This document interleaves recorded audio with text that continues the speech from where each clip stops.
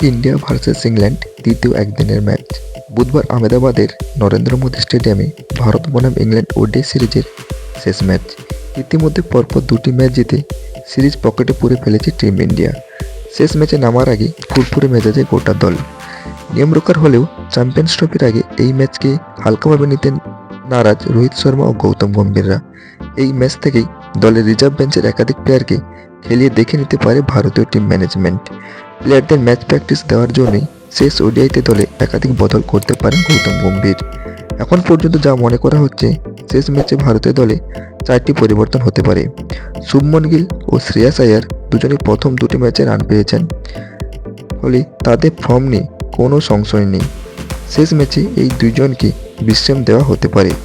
সেই জায়গায় দলের সুযোগ পেতে পারেন যশস্বী জয়সওয়াল ও ঋষভ পান্ত। ভারতীয় ব্যাটিং লাইনে এখনও পর্যন্ত রান পাননি বিরাট কোহলি ও কেএল রাহুল।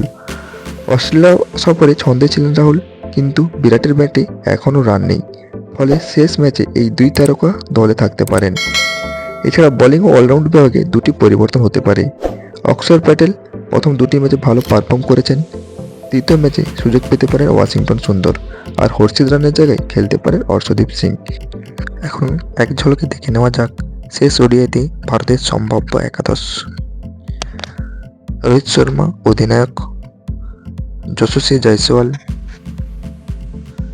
বিরাট Kohli, KL Rahul, Rishabh Pant wicket keeper, Hardik Pandya, Washington Sundar, Ravindra Jadeja, Harshdeep Singh, Mohammed Shami, Varun Chakravarthy. Video দেখার জন্য সকলকে ধন্যবাদ।